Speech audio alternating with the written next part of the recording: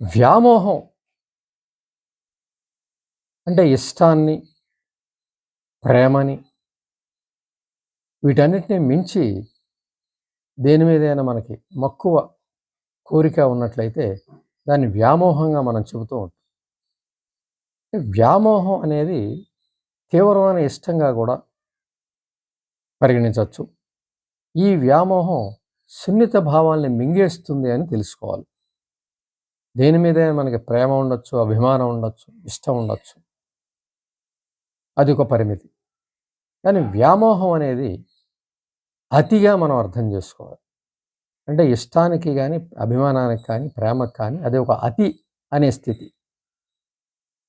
ఆ అతి అనే స్థితిలో కంటే వ్యామోహానికి వెళ్ళినప్పుడు సున్నిత భావాలన్నీ కూడా తొలగిపోయే అవకాశం ఉంది మనసు నుంచి.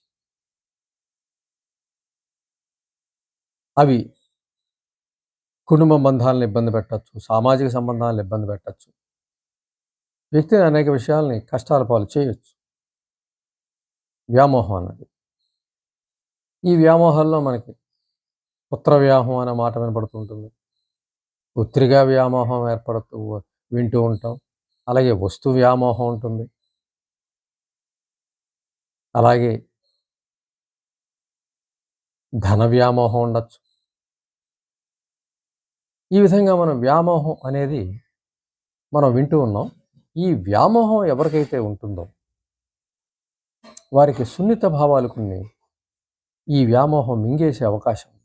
ఈ వ్యామోహంలో పడినటువంటి వ్యక్తి మిగిలిన బంధాలకి ఇంపార్టెన్స్ ఇవ్వడు. మిగిలిన వారితో ఉన్నటువంటి ఆ సున్నిత భావాలు ఏవైతే ఉంటాయో అవి నశించిపోయే అవకాశం ఉంది. ఏకదృష్టితో ఏది ఏమైనా చేసే ఒక మొండితనం, ఒక నిస్సహాయత, ఇవన్నీ కూడా ఈ వ్యామోహంలో ఉంటాయని మనం తెలుసుకోవాలి. చేత వ్యామోహం జోలికి వెళ్ళటం అంటే అది ఒక వినాశనానికి దారితీసే పరిస్థితి అందులో ఉందని మనం తెలుసుకోవాలి. మన ఇతిహాసాల్లో కూడా మహాభారతంలో మనకి వ్యామోహం అనే మాట అనంగానే పుత్ర వ్యామోహంతో ధృతరాష్ట్రుడు దుర్యోధనుడు చేస్తున్నటువంటి అనేక దురాఘాతాలను ఎదుర్కోలేకపోవడం, తనకి మంచి తెలిసిన చెప్పలేకపోవడం, వ్యామోహంలో పడి చివరికి అలాగా యుద్ధంలో సంతానాన్నంతా కోల్పోవడం, కుటుంబాన్నంతా కోల్పోవడం జరిగింది ఒక వ్యామోహం కారణంగా. సరైన సమయంలో బుద్ధి చెప్పగలిగి ఉంటే మరి కథ వేరే రకంగా ఉండేది. వ్యామోహం ఉండకూడదని చెప్పడమే కథలో ఉద్దేశం కాబట్టి ఆ విధంగా ఆ కథలో మనం తెలుసుకున్నాం. అంచేత ఎవరికైనా సరే ఏదైనా ఒక దశలో వ్యామోహం ఉన్నట్లయితే అది ఒక బలహీనతగా అర్థం చేసుకోవాలి. సున్నిత భావాన్ని మింగేసే పరిస్థితిని మనం అర్థం చేసుకోవాలి. ఇష్టం ఉండొచ్చు, అభిమానం ఉండొచ్చు, ప్రేమ ఉండొచ్చు, కానీ వ్యామోహం అనేది ఎట్టి పరిస్థితుల్లోనూ తగదు. అది సున్నిత భావాన్ని మింగేస్తుంది. ఏదైనా ఒక వస్తువు వ్యామోహం ఉన్న వ్యక్తి అదే వస్తువుని విపరీతంగా కొనడం జరుగుతుంది. అందులో పడి సున్నిత భావాలు కొన్ని కొట్టుకుపోయే అవకాశం ఉంది.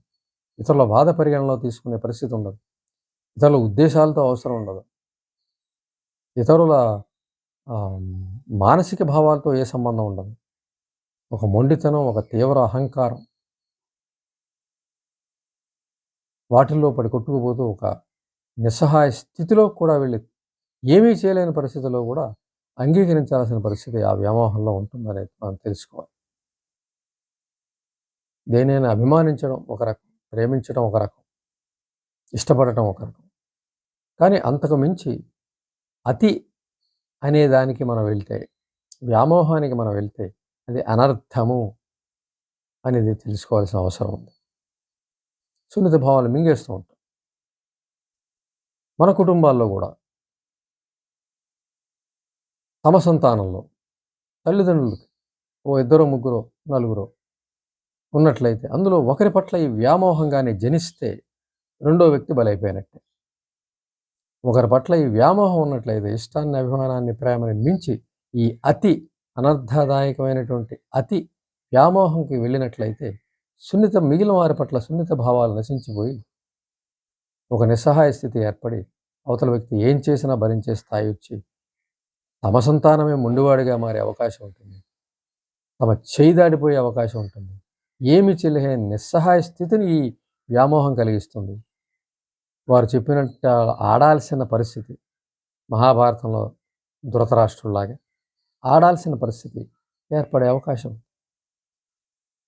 ఆ వ్యామోహము ప్రారంభంలోనే గమనించినట్లయితే దాన్ని అక్కడ తగ్గించుకోవచ్చు. కానీ వ్యామోహం ఇష్టం వచ్చినట్టు ఓడలు వేసుకుని పెరిగిపోతే మాత్రం ఆ వ్యామోహంలో చివరికి ఎవరి పట్ల అయితే వ్యామోహాన్ని పెంచుకుంటారో వాళ్ళ నుంచి ప్రేమను పొందలేరు, మిగిలిన వాళ్ళ నుంచి ఎలాగూ పొందలేరు.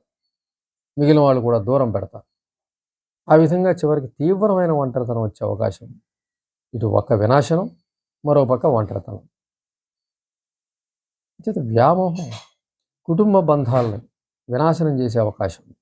చేత ఏ తల్లిదండ్రులైనా సరే, ఒకళ్ళున్నా సరే, ఇద్దరున్నా సరే, ముగ్గురున్నా సరే, నలుగురున్నా సరే, ఏదో ఒకరి పట్ల ఏవో కొన్ని మంచి సుగుణాలు గమనించో, ఎక్కడో ఏదో వాళ్ళకి అభిమానించే గుణం కనిపించో, అది అంతర్గతంగా అభిమానించడం వేరు. కానీ అది తీవ్ర వ్యామోహంగా మారినప్పుడు, బాహ్యంగా కూడా అది ప్రదర్శితమైనప్పుడు తప్పనిసరిగా కుటుంబంలో విభేదాలు ఏర్పడటం, ఆ వ్యామోహం ఉన్న వ్యక్తిని మిగిలిన వాళ్ళు ద్వేషించడం, వ్యామోహ పడే వ్యక్తిని ద్వేషించడం, కుటుంబ బంధాలన్నీ వినాశనం అయ్యే అవకాశం ఉంది. ఆ కుటుంబం నుంచి మిగిలిన వ్యక్తులు దూరం అయిపోయే అవకాశం, విరోధాలు పెరిగే అవకాశం ఉంది, వినాశనం జరిగే అవకాశం. చేత ప్రతి తల్లిదండ్రి కూడా ఒక సంతానం ఉన్నా, ఇద్దరున్నా వ్యామోహ పడుతున్నామా అనేది తప్పనిసరిగా పరీక్షించుకోవాలి. ఇద్దరుంటే ఎవరన్నా ఒకరి పట్ల మనకి వ్యామోహంగా ఉంటున్నామా, అడిగిందల్లా చేస్తున్నామా, ఏమన్నా సహిస్తున్నామా, ఏం చేసినా భరిస్తున్నామా, వారి మాటకి ఎదురు చెప్పలేకపోతున్నామా, వారు కోరిందల్లా అందజేస్తున్నామా, ఇవన్నీ కూడా పరీక్షించుకోవాలి. ఒకరి విషయంలో అలా జరిగితే, ఒకరున్నా సరే వారి విషయంలో అయినా చెక్ చేసుకోవాలి. లేని పక్షంలో ఆ పరిణామాలు ఏవైతే ఉంటాయో తర్వాత వాటిని ఎదుర్కోవాల్సింది తల్లిదండ్రులుగానే మనం భావించాలి. మహాభారతంలో అదే జరుగుతుంది. తీవ్రమైన దుఃఖం ఆ వ్యామోహ ఫలితంగా ధృతరాష్ట్రుడు కానీ, గాంధారి కానీ అనుభవించవలసి వచ్చింది. పుత్ర వ్యామోహం అనగానే మనకి జ్ఞాపకం వచ్చేది అదే. ఎంతటి తీవ్ర పరిస్థితుల్లో కూడా పుత్రుని ఏమి అనలేని పరిస్థితిలో ధృతరాష్ట్రుడు ఉండడం కారణంగానే మరి అది యుద్ధానికి దారితీసి తీవ్ర వినాశనానికి దారితీసింది. ఆ వ్యామోహం తల్లిదండ్రులు కూడదనేది కూడా భారతం చదివిన ప్రతివారు తెలుసుకోవాల్సినటువంటి విషయం. ఒక పుత్ర వ్యామోహం ఎంత తీవ్రమైనటువంటి విఘాతాన్ని, వినాశనాన్ని కలిగిస్తుందో తప్పనిసరిగా తెలుసుకోవాలి. తెలుసుని చప్పట్లు కొట్టడం, బాగుందని అనుకోవడం కాదు, దాన్ని జీవితంలో అనుసరిస్తున్నామా లేదా అనేది కూడా ప్రతి తల్లిదండ్రులు కూడా చెక్ చేసుకోవాలి. చెక్ చేసుకున్నట్లయితే ఇద్దరుంటే ఇద్దరిని సమానంగా ప్రేమించగలుగుతారు, ఒక్కరుంటే వాడిని కరెక్ట్గా ప్రేమించగలుగుతారు, వారి సరైన వ్యక్తిత్వాన్ని ఇవ్వగలుగుతారు, మంచి చెడు చెప్పగలుగుతారు, అవసరమైన చోట కఠినంగా ఉండగలుగుతారు. అలాంటి సందర్భంలో మంచి వ్యక్తిత్వం ఏర్పడే అవకాశం ఉంటుంది. అంతేగాని తాము వ్యామోహంలో పడిపోతే ఎటువంటి నష్టం జరుగుతుందో ఇతిహాసాలు చెబుతూ ఉన్నాయి. ఇతిహాసాల్లో అనేక విషయాల్లో మనకు ఆ కథలు తెలుస్తూ ఉంటాయి, ఆ నష్టాలు తెలుస్తూ ఉంటాయి, కష్టాలు తెలుస్తూ ఉంటాయి. మరి అవన్నీ చదివి విని వాటిని పూజిస్తూ వా ఇది ద్వారా ఇబ్బంది పడిన వాళ్ళని కూడా మన ఇళ్లలో పెట్టుకుని పూజిస్తూ ఆ కథలు వింటూ తెలుసుకుంటూ అదే వ్యామోహంలో పడిపోవడం దారుణం, అన్యాయం.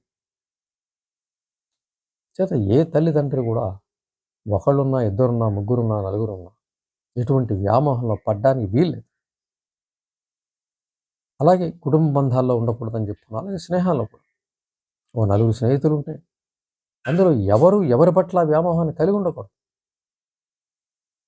ఆ వ్యామోహం వల్ల వినాశనమే తప్ప ఏ విధమైన ప్రయోజనం ఉండదు. ఆవేదన, మానసిక ఆవేదన ఇవే ఉంటాయి.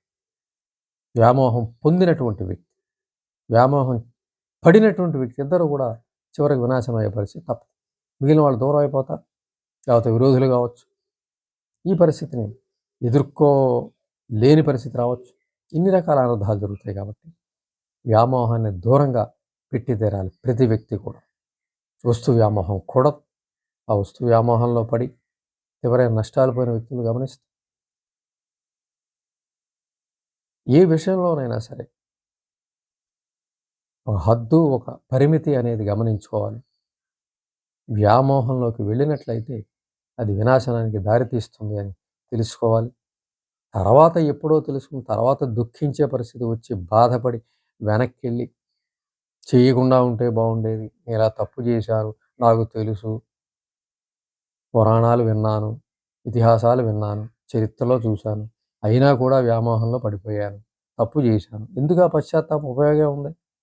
ఒంటరిగా మారిపోయాక అందరూ వదిలేశాక ఒంటరిగా కూర్చుని గదిలో ఆ బాధపడే ఉపయోగం ఉంది? అది యవ్వనంలో తెలుసుకోవాలి. అది సరైన వయసులో తెలుసుకోవాలి. తల్లిదండ్రులు అయ్యాక, అవ్వబోయే ముందు తప్పనిసరిగా తెలుసుకోవాలి, అయ్యాక తప్పనిసరిగా తెలుసుకోవాలి, అనుసరించాలి. విని మెచ్చుకుని బాగుందంటాం కాదు, అనుసరిస్తేనే దానివల్ల ఫలితం అనగొడుతుంది తప్ప చప్పట్లు కొడితేనో, విని బాగుందంటేనో, ఆ రాసిన విషయాన్ని మెచ్చుకుని ఆ పుస్తకాన్ని కొనుక్కుని ఇంట్లో పెట్టుకుంటేనో, ప్రతిరోజు నిత్యపారాయణం చేస్తేనో ఫలితమే ఉండదు. అనుసరించి తీరాలి. అది గుర్తుపెట్టుకున్నట్లయితేనే ఈ వ్యామోహంలో పడకుండా మనము సున్నిత భావాలు ఏవైతే ఉంటాయో అవి బలి చేయకుండా అందరితోనూ మనం సత్సంబంధాలను కలిగి ఉండి జీవితాన్ని సుఖవంతంగా మనం నడిపించగలం.